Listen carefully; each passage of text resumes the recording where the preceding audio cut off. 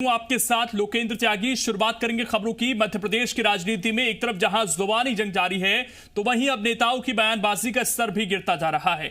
इस बार कांग्रेस मीडिया विभाग के उपाध्यक्ष भूपेंद्र गुप्ता ने बिना नाम लिए सांसद साध्वी प्रज्ञा ठाकुर और पीएम मोदी को लेकर विवादित बयान दिया है। उन्होंने कहा कि बीजेपी का दुर्भाग्य है कि जो मां ना बन सकी वो माताओं को गाली देती है और जो पिता नहीं बन सके वो राष्ट्रपिता को गाली देते हैं। इसके साथ ही उन्होंने कहा कि ये सब समझते हैं कि मैं किसके लिए कह रहा हूं। दरअसल प्रज्ञा ठाकुर के सोनिया गांधी और राहुल गांधी पर दिए बयान पर भूपेंद्र गुप्ता हमलावर हो रहे थे, लेकिन इस दौरान वो भाषा की मर्यादा भूल बैठे।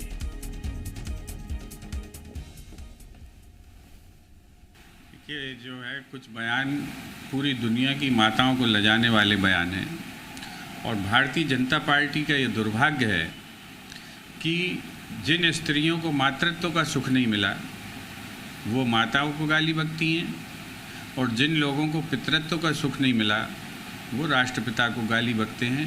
ये भारतीय जनता पार्टी के कुल जुमला, ये उनका कैरेक्टर है, ये उनका चरित्र है। और हमारे संवाददाता विवेक पटैया इस वक्त जुड़ गए हैं। विवेक, भूपेंद्र गुप्ता तो मीडिया में अक्सर बयान देते रहते हैं, उन्हें पता है कि किस तरह की भाषा का इस्तेमाल करना है। उनके जैसे नेता इतने निचले स्तर की बातचीत कर रहे हैं।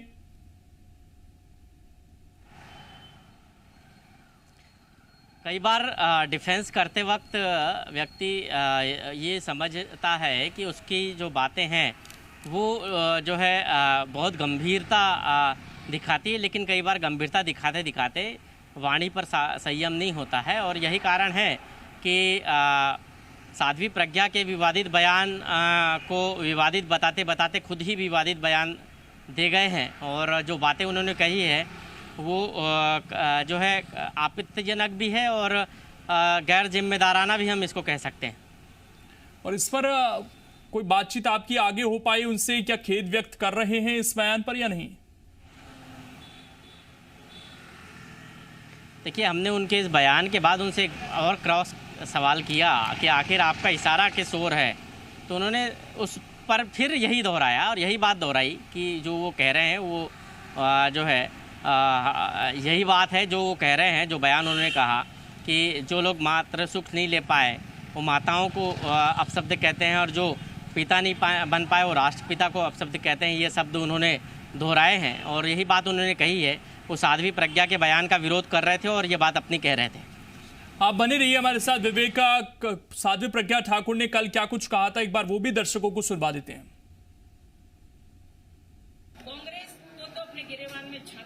चाहिए उसको तो ना तो बोलने की सभ्यता है, ना उनकी पार्टी में संस्कार है और ना ही उनकी पार्टी में देशभक्ति है। और मैं एक ही बात कहूंगी, देशभक्ति आएगी कहां से जब दो दो देशों की सदस्यता लेकर के रहेंगे। चाणक्य ने कहा था कि इस भूमि का पुत्र ही इस देश की रक्षा कर सकता है। विदेशी महिला के गर्भ से उत्पन्न कभी कोई भी राष्ट्रभक्त नहीं हो सकता। विवेक हमारे साथ लगातार जुड़े हुए हैं। विवेक, ये दोनों तरफ से जिस तरह की बयानबाजी हो रही है बेहद आपत्तिजनक है, लेकिन एक तरफ कांग्रेस के पास मौका था क्योंकि साध्वी प्रज्ञा ठाकुर अक्सर लूज बॉल डालकर मौका देती है कांग्रेस को निशाना साधने का। बीजेपी कई बार उनके बयानों को लेकर मुश्किल में पड़ जाती है, लेकिन यहां तो भूपेंद्र गुप्ता ने लूज बॉल डालकर शायद से उस माहौल को ही खत्म करने का काम कर दिया है। देखिए, ये बड़ा बयान था साध्वी का जिसको कांग्रेस पार्टी जो है उठा सकती थी, इसका उपयोग ले सकती थी, फ़ायदा ले सकती थी इस बयान का। लेकिन भूपेंद्र गुप्ता के बयान के बाद हो सकता है कि ये मामला यही ठंडा हो जाए, क्योंकि वो खुद क्या बोल गए ये उनको ही नहीं पता है।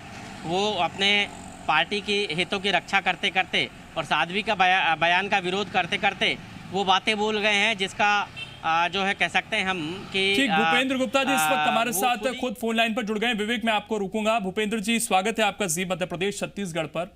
और सर, अक्सर मीडिया में आप बयान देते हैं, आपसे हम उम्मीद हर बार ये करते हैं कि नपे तुले शब्दों का इस्तेमाल आप करेंगे जब बोलते हैं। इस बार सर लगता है कि गलती हो गई जिस तरह के शब्दों का, भाषा का चयन आपने कर दिया।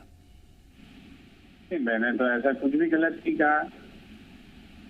लेकिन भूपेंद्र जी, आपकी बातों से ऐसा प्रतीत हो रहा है कि जो महिलाएं मां नहीं बन पाई उनका अपमान आपने कर दिया है। नहीं, जो महिलाएं मां बन गई हैं उनको उनका अपमान करने का अधिकार किसने दिया है?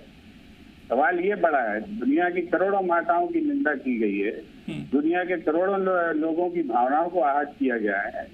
किसी के ये मातृत्व को गाली देना जो है मातृत्व शक्ति के द्वारा, ये तो बहुत ही अनुचित है और उसी अनुचित की तरफ हमने ध्यान आकर्षित किया है जनता का। लेकिन सर सवाल तो यही है कि आप विरोध करते करते खुद भी वही कर गए। नहीं, ऐसा नहीं है, ये गलत है। उन्होंने अगर उन माओं का अपमान किया जिनका आप जिक्र कर रहे हैं, तो आपने भी उन माओं का जिक्र कर दिया जो दुर्भाग्यवश मां नहीं बन पाई। नहीं, हमने ये दुर्भाग्यवश नहीं, हमने ये कहा है कि जिन्होंने मातृत्व सुख को नहीं जाना है वो माता को गाली देने के कैसे अधिकारी।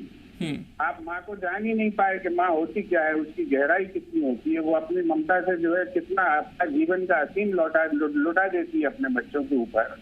और उसकी जो पारिवारिकता है, उसका जो संस्कार है माँ का, जिसमें वो जो है जीवन भर संघर्ष करती है और अपने बच्चों को बड़ा करती है, क्या आप उसे जो है निंदा का कारक बना सकते हैं? और ये अधिकार किसने दिया है आपको? ये सवाल सबसे बड़ा है कि जो है ये आदमी की निजता के ऊपर जब आप हमला करते हैं तो ऐसे लोगों की क्या है लोक निंदा नहीं की जानी चाहिए। आपको नहीं लगता भूपेंद्र गुप्ता जी, जब आप ये कहते हैं कि एक व्यक्ति जो पिता का सुख ना भोग पाया हो वो राष्ट्रपिता को गालियां देता है, दूसरा एक जो मां नहीं बन पाई, आप एक पर्सनल अटैक कर रहे हैं? आप इसे गलत समझ रहे हैं। ये जो भी मैंने कहा है तथ्यात्मक रूप से ये सत्य है। और ये जो है किसी एक पार्टी के अंदर ही ऐसे लोग क्यों हैं जो निरंतर जो है इस तरह की निजता पर हमला करते हैं लोगों की? ठीक, क्या सोनिया गांधी की निजता नहीं है जिस पर हमला किया गया है? अगर उनका बयान विवादास्पद था तो आपको पूरा हक है बोलने का, लेकिन आपने जो बोला शायद से वो भी गलत है। सर हमारे साथ हितेश वाजपेयी जी भी जुड़ गए हैं। हितेश वाजपेयी जी, दोनों तरफ से जिस तरह के बयान दिए जा रहे हैं सर, विवादास्पद है। देखिए, मेरे को बहुत ज्यादा इस विषय में बोलने की जरूरत नहीं है, लोगों के सामने हैं। और भूपेंद्र जी क्या है, देसी मिट्टी के हैं तो कभी कभी बहुत स्तरहीन बोल जाते हैं, ये उनको सोचना है। और आप जब स्तरहीन बोलते हो तो जनता खुद इनको जवाब देती है। अब इस स्तर पर जाके क्या इनसे बात की जाए, आप बताएं। एक बार हितेश जी हम दोनों बयान सुनवा देते हैं, साध्वी प्रज्ञा ठाकुर का भी, भूपेंद्र जी का, उसके बाद मैं चाहूंगा एक रिएक्शन आप जरूर दें। जो है कुछ बयान पूरी दुनिया की माताओं को लजाने वाले बयान हैं और भारतीय जनता पार्टी का ये दुर्भाग्य है कि जिन स्त्रियों को मातृत्व का सुख नहीं मिला वो माताओं को गाली बकती हैं और जिन लोगों को पितृत्व का सुख नहीं मिला वो राष्ट्रपिता को गाली बकते हैं। ये भारतीय जनता पार्टी के कुल जुमला, ये उनका कैरेक्टर है, ये उनका चरित्र है। कांग्रेस को तो अपने गिरेबान में झांक कर देखना चाहिए। उसको तो ना तो बोलने की सभ्यता है, ना उनकी पार्टी में संस्कार है और ना ही उनकी पार्टी में देशभक्ति है। और मैं एक ही बात कहूंगी, देशभक्ति आएगी कहां से, जब दो देशों की सदस्यता लेकर के रहेंगे। चाणक्य ने कहा था कि इस भूमि का पुत्र ही इस देश की रक्षा कर सकता है। विदेशी महिला के गर्भ से उत्पन्न कभी कोई भी राष्ट्रभक्त नहीं हो सकता। हितेश जी, दोनों बयान सुन लिए सर आपने जी। इस तरह की राजनीति होगी अब?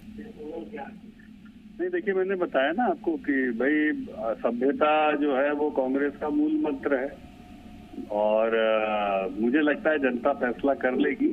और मेरी रुचि जो है वो इस प्रकार के स्तरीन बयानों में नहीं है।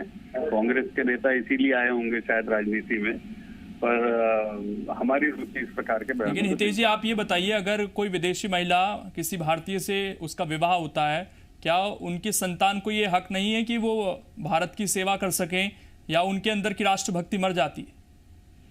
देखिए, फिर मैंने आपको कहा कि आप कॉर्नर करके कोई बातचीत करेंगे उसका कोई अर्थ नहीं है। सर आपकी नेता का बयान, एक सांसद है, वो संसद में बैठती है सर। ठीक है ना, मैं समझ गया आपकी बात को।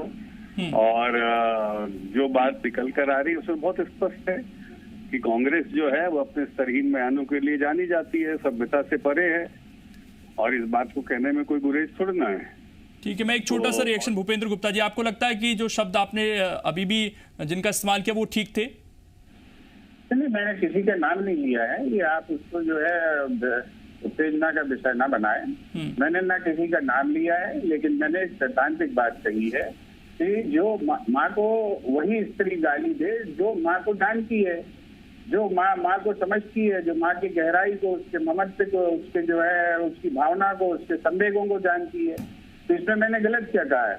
और वो पिता को गाली दे जिसने पिता का दायित्व निभाया हो और तो जानता हो कि उसके बच्चों को क्या चाहिए, उसके बच्चे किस तरीके से जो है किन आकांक्षाओं के लिए जीते हैं, उनका आकाश क्या होता है, उनकी दुनिया क्या होती है, उनके सपने क्या होते हैं। तो इसमें हमने गलत क्या कहा है? ये तो सैद्धांतिक बात है, इसे शास्त्र भी कहते हैं। और शुक्रिया भूपेंद्र जी जुड़ने के लिए, और हितेश जी आपका भी शुक्रिया जुड़ने के लिए। तो बहुत सारे महिला